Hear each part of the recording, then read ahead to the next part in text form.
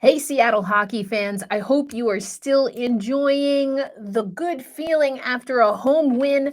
Our boys got it done over the Rangers, 3-2 win in overtime. Let's break it down on this Friday episode of Locked On Kraken. You are Locked On Kraken, your daily podcast on the Seattle Kraken, part of the Locked On Podcast Network, your team every day. We are the Seattle Kraken.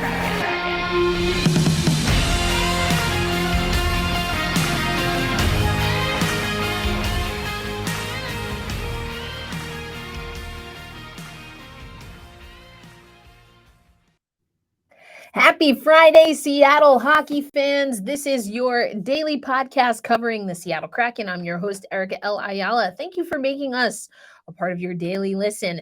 Today's episode of Locked On Kraken is brought to you by BetOnline. BetOnline has you covered this season with more props, odds, and lines than ever before. BetOnline, where the game starts.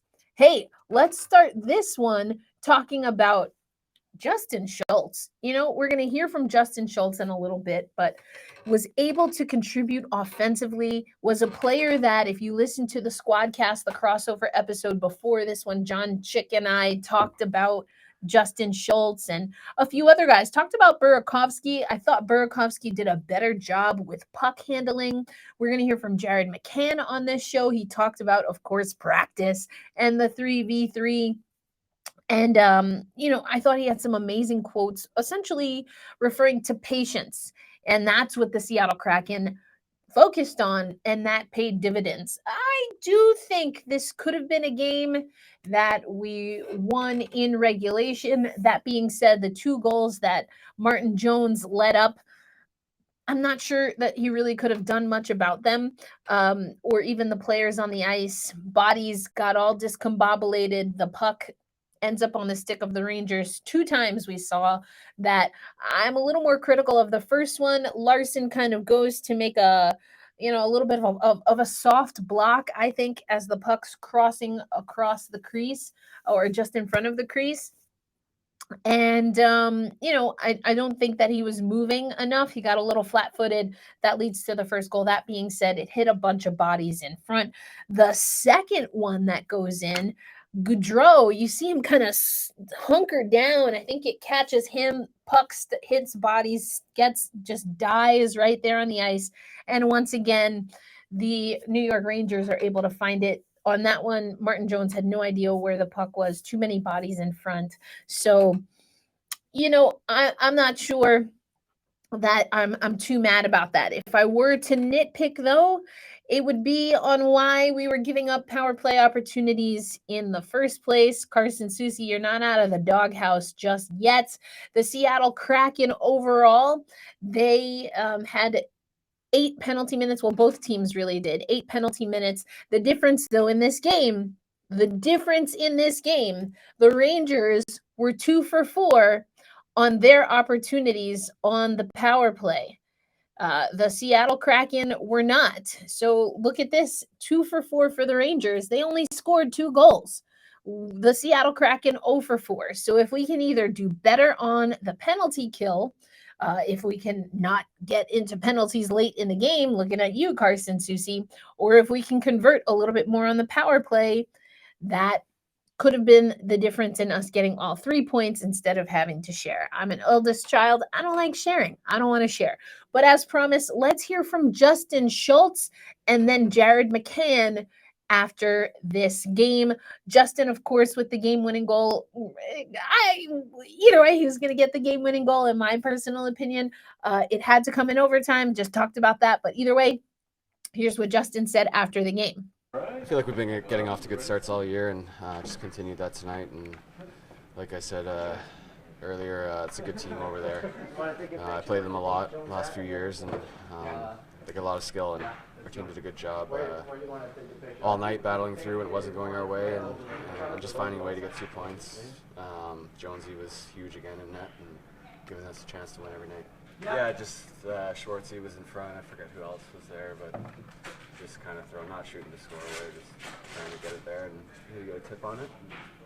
I don't know if it went off anyone or what happened, but yeah, it's good to go in.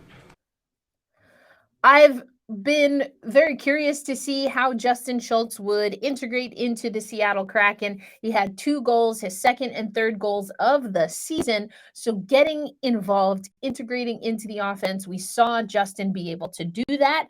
But what was the difference overall, especially in overtime? I'm going to take you to what Jared McCann had to say post-game. To be honest with you, we practiced 3-on-3 yesterday and the day before, so it was huge. We felt more confident going into it, and we made some plays, but we were smart with the puck. What were some of the takeaways from that practice 3-on-3? Don't need to force it. Hold on to it. It's a puck possession, time of the game, and gotta just hold on to it, make the right play, and wait for your chances. Yeah, I had to shoot through 2 guys, so probably not a good idea. Just turn around, live to fight another day. So there were a few things that really stood out to me from what Jared McCann said. He felt that the losses that the Seattle Kraken had coming into this game at Climate Pledge Arena against the Rangers, there was a lack of structure. They needed more structure. They needed more of a plan, is what McCann said to us. Then regarding what they were practicing, because I mentioned it, if you've been listening for the last 2 days, yes, we talking about practice. The Seattle Kraken have been practicing 3v3. It was a downfall and a folly in their losing streak. So they talked about, and Jared McCann says they were focusing on waiting for your chances, and you don't need to force it. And then he talks about a specific example where on 3-on-3 play, he had an opportunity, but he saw that there were 2 bodies in front of him, and he would have had to shoot through those 2 bodies. And he talks about, living to see another day. That's exactly opposite of what we saw, in my opinion, when Andrei Burakovsky, as a lot of people were saying on social media, was trying to play hero hockey. He did a little bit too much trying to get through. So I love that the Seattle Kraken had a renewed focus on living to see another day, on focusing on structure and having a plan. And you even saw it in regulation. Burakovsky wrapping around, Matty Beniers pinching in. All of these plays led to the 3 goals that we saw. Jared McCann got the opening goal, and then Justin Schultz with the second and third goal for the Seattle Kraken. So I like this. Hopefully this will bode well as we move forward. And, let's talk about what's coming up for the Seattle Kraken, including what's the deal with Philipp Grubauer. Today's episode of Locked On Kraken is brought to you by BetOnline. BetOnline.net is your #1 source for sports betting information, stats, news, and analysis. You can get the latest odds and trends for every professional and amateur league out there, from football to basketball, and of course, the National Hockey League, esports, soccer. We've got it all at betonline.net. And we're always the fastest and easiest way to get your betting fix. Head to the website today or use a mobile device to learn more. BetOnline is where the game starts. So thank you, BetOnline, as always. I want to take you to some updated odds that we've got. I've talked before about Matty Beniers. I spent a lot of time talking about Matty Beniers a few days ago, but we also talked about the playoff odds, the latest odds that we have for the Seattle Kraken as far as the playoffs. They're at a plus 115 to make it, or 23/20, and a minus 145.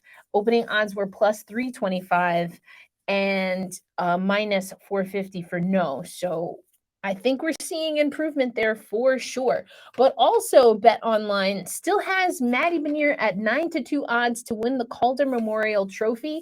Logan Thompson, Shane Pinto, Matthias Maselli, Cole Perfetti, and Stuart Skinner, followed by Owen Power, are closing up on Matty Beniers. But it's Matty's to lose as of right now. I think his game has not been as consistent as it has early on, but we talked about that earlier in the week. He's still a rookie, but I loved that Eddie gave him some love on the broadcast yesterday. That second goal, was it the Jared McCann goal? I think it was the McCann goal. Either way, one of the goals in regulation, Matty Beniers pinching up on the wall and creating other chances or a second set of chances for his team. Just really good, solid play from Matty Beniers. Let's take you to the post-game instant analysis by friend of the pod, Alison Lucan. The Kraken earned their second win in 4 games of the current homestand in impressive fashion. One of the top goaltenders in the league came to town with the New York Rangers along with a team of skilled players who ranked top 5 as a group in shot volume and creating offense from the most dangerous areas on the ice. But things paid off in 3-on-3 play when Justin Schultz potted the game winner. And then we're looking at the overall numbers. This is via Sports Logic. You can find the full graphic and everything. 5-on-5 offense, puck in the offensive zone was dead even, 39% overall. Shot leaders, multiple players with 5 shots, where it was Trouba for the Rangers with 5 shots. Goaltending, quality start for both goaltending, but did Martin Jones steal this game? Yes, he did. And he stole this game because, who was it who had that breakaway? Oh, you know who it was? It was Kako. And we talked about Kako, young star. Carson Soucy had a bad turnover. And Martin Jones makes what I call a tippiest of toes. Thanks, Jeff. Jeff is a follower, good friend of the pod. I was taking my intermission nap at this save, but what a save. A breakaway opportunity created because Carson Soucy, just an errant pass, picked off in the neutral zone. Rangers go Kako with speed and plenty of space.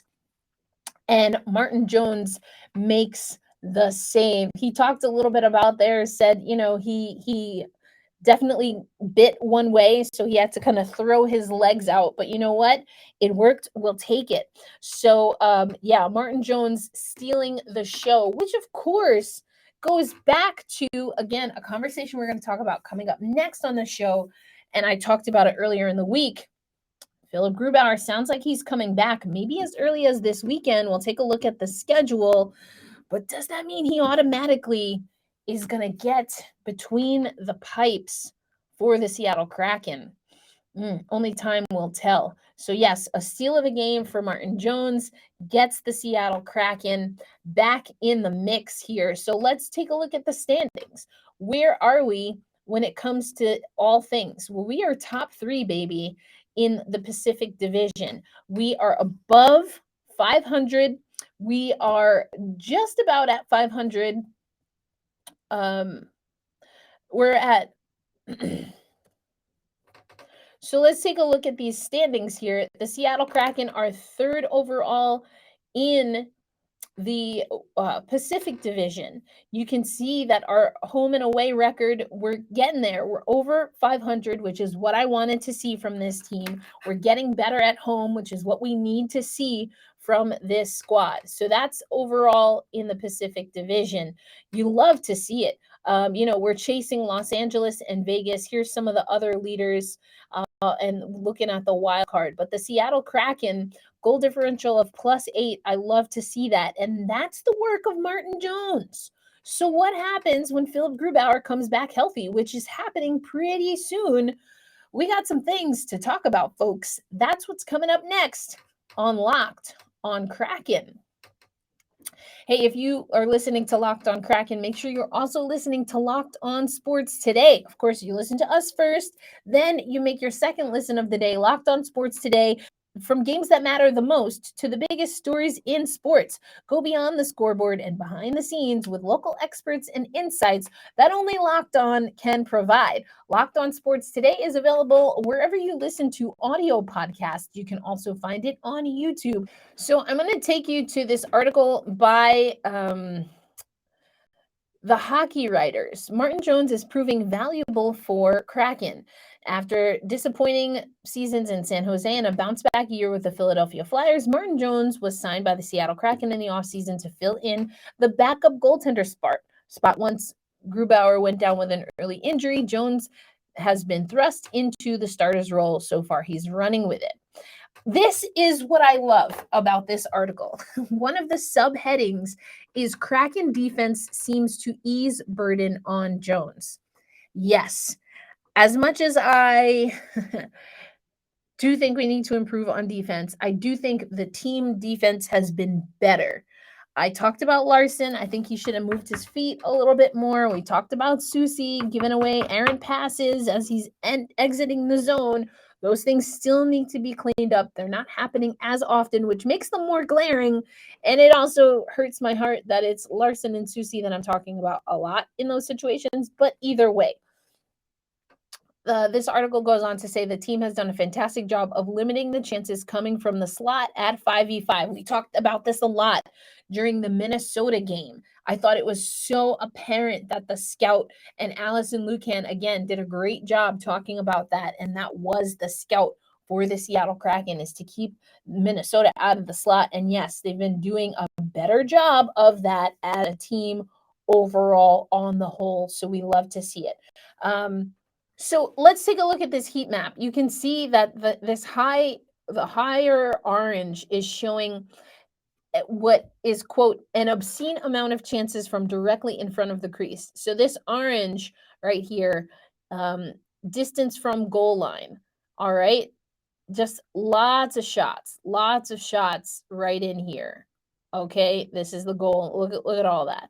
Versus this year, you've got, this has to be worked out. That to me looks like it's not taking care of the far post, which, you know, burns my dang grits. But look how different this is. The penalty kill unit in 2021-22 ranked 31st and allowed an obscene amount of chances from directly in front of the crease. The left heat map shows a disturbing amount of orange around the entire slot area. Orange is a higher shot volume. Purple is a lower shot volume. The right shot still has chances tight. Their overall kill has done a better job, though, of limiting the shots total in the slot area. They also appear to be limiting cross ice passes right to the right circle, which helps alleviate extra movement for Jones. So love this. Love a good heat map kind of showing on and via just data visualizations the difference and the impact from one year to the next. So I do like that. Still think overall we need to improve upon defense. So confident in the crease. I talk about how he's just so calm. He's a calming presence. I think he's absolutely cool, calm, and collected. Doesn't let anything bother him too much. And then, of course, stepping up in a big way while Philipp Grubauer is out. So the article ends with the Seattle Kraken were in the playoff hunt as we head into the United States version of Thanksgiving. It goes, the last line, I love this. They are in that position for a few reasons, but perhaps none of those are as big as the emergence of Jones. So with reports that Philipp Grubauer could return as soon as this weekend, what does that mean in net? All right, I interrupted that thought because just as I was recording this podcast, the Seattle Kraken made the news official. They have reactivated Philipp Grubauer, and they have sent Olofsson back to the Coachella Valley Firebirds. Here's the graphic. You can see it here. The tweet is the Seattle Kraken have activated goaltender Philipp Grubauer off the injured reserve and have reassigned defenseman Gustav Olofsson to the Coachella Valley Firebirds. So we'll see what happens. We've been hearing, there were reports from yesterday that Philipp Grubauer would be ready to go. Let me give you, coming up next, my thoughts on whether we should see Grubauer tomorrow night against the Los Angeles Kings, given what the rest of the month looks like on the schedule. So that's how we'll close out this Friday episode, game day eve episode of Locked On Kraken. I think personally we stick with Jones. Nothing against Gruby, but you got to go with the hot hands. Now, if Jones wants some rest, then I respect that. I said that before, I think on the Squadcast with John. I totally respect that. But let's look at the Seattle Kraken schedule. Who we got coming up here? So if he's ready this weekend, that's LA. That's our next home game, and then we have a stretch of time before we play the San Jose Sharks. Now, both of these teams are in the Pacific Division, meaning that we need 6 points. And then we have Vegas on the road. So I love that article from the hockey writers about Martin Jones. For my money, he's our goaltender right now. Now, there are reports, and even we see some of the transactional stuff. Philipp Grubauer no longer listed on injured reserve. Gustav Olofsson sent back to Coachella Valley. So that means technically that we have Jones, Hellberg, and Grubauer. So something's got to give there. We expect to see some changes right now. The Seattle Kraken roster at 23. So if Philipp Grubauer says he's going to be active, we've seen reports that he wants to be active by this weekend, or that's the intent here. I mean, I say you go with Martin Jones until the wheels fall off against Los Angeles. I showed you again, the standings were right behind LA. Getting points against LA is critical. Now, if we, for whatever reason, have reason to believe that Jones is, nursing an injury or is overly fatigued, then we go with Grubauer. But if Jones is good to go, we go with Jones. That's what I say we do as we play LA. Then we have time. We have practice time because we're not hitting the road until next weekend. We have practice time. I say we keep integrating Philipp Grubauer. And if you want to give him the start against the San Jose Sharks, I say go for it. But we need this win in LA. I say we go with Martin Jones. And now here's where it gets dicey. If we play Martin Jones against LA, then we see Grubauer against the Sharks. He does well. Do we get Jones in net again against the Vikings? Then do we kind of go interchangeable where then we see Grubauer for the Ducks and then Jones again for LA? I don't know what it's going to take, but my gut is telling me unless Martin Jones is injured or unless he needs rest, we go with Jones. Nothing against Philipp Grubauer, but we need points. Before we close out this month, I want to see us, so we have a potential 3, 6, 9, 12, 15 points. We have a potential 15 points. We play LA twice, Vegas once. I think we have to get at least 9 points.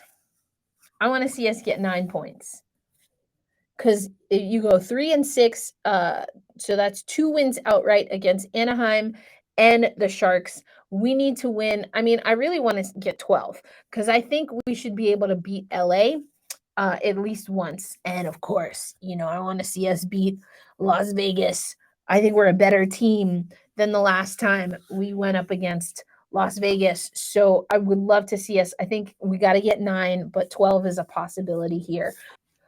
So how lucky are we, Seattle hockey fans? We got a game yesterday at Climate Pledge Arena. We have another game tomorrow, and then we'll close out our long homestand with the San Jose Sharks. Let's get you ready for tomorrow's game day versus Los Kings. The Los Angeles Kings, we already told you, they're sitting pretty at 2nd overall in the Pacific Division. They are also riding a 1-game win streak, but is it really a streak until you get at least 2? We want to get that second win. So they're 7-2-1 in their last 10, just like us. Overall, their power play, not great. This is an opportunity for the Seattle Kraken to improve upon the services on special teams. I'd love to see that. Let's take you now to NHL.com so you can see these as well. You see, again, 7-2-1, both teams in their last 10. The power play, as I mentioned, in favor of us. The penalty kill overall, we're about the same. Face-offs about even. We're both shooting and scoring at about 3 goals a game. We are doing a little bit better on goals against. Thank you, Martin Jones. So that's an opportunity there. If we can score 3 and keep them at 2 or less, we should be in good shape. You see some of the players to watch in the last 5 games, more crushing it with points here. And then, of course, Quick and Peterson are their netminders. We've got Jones and Grubauer. We very well could see Philipp Grubauer. I rather see him next week, but maybe we'll see him against the Los Angeles Kings. I just think Jones is doing such a great job. So we were able to take care of the Los Angeles Kings October 13th, 4-1 win 2022. So we want to keep that positive momentum swinging our way. We have to win games in the division. We have an opportunity not only against the Kings, but as I mentioned, we also have the San Jose Sharks swimming into town. That closes out our homestand. Really want to see us get, I said, at least 9, 12 is even better to close out this November. So we'll see what happens. We're coming up on Turkey Day there. We've got some Turkey Day festivities if you are here in the United States. So we'll see what happens here. That's a Turkey Day Eve, if you will, game against the San Jose Sharks before the team hits the road and goes over to Vegas. That's the show for today. Great that we have Philipp Grubauer back. I don't envy Dave Haxtell and company, Steve Briere, as they're going to have to integrate Grubauer back in. But I dare to say, for a team that had so many problems in net last year, this is potentially a very good problem for us to have. If you are watching Premier Hockey Federation, I will be on the call. We have a game tonight as the Boston Pride is headed out to Minnesota to take on the Whitecaps. Then we also have the Toronto Six and the Metropolitan Riveters taking the ice tomorrow. Game 2 of Boston at Minnesota will happen tomorrow, 7 p.m. Eastern time. And then we close out on Sunday, the Toronto Six versus the Metropolitan Riveters. And guess who's on the call for it all? That's right, your very own host of Locked On Kraken. That would be me. So if you like women's hockey, listen on ESPN Plus or TSN Plus, and also my women's hockey podcast, the Founding Four podcast. We are going to be hosting a watch party for the Premier Hockey Federation tonight and tomorrow afternoon on playback. So you can check out, I've got the graphic up for you now if you're watching on YouTube. If not, check the show notes. We hope to see you there. As always, be kind to yourself and to each other. Happy game day eve. Let's get it done against the Los Angeles Kings. Blake Bolden, you know I love you, but I'm not rooting for you tomorrow. Hold fast, stay true. Let's go Kraken. I'll see you on Monday.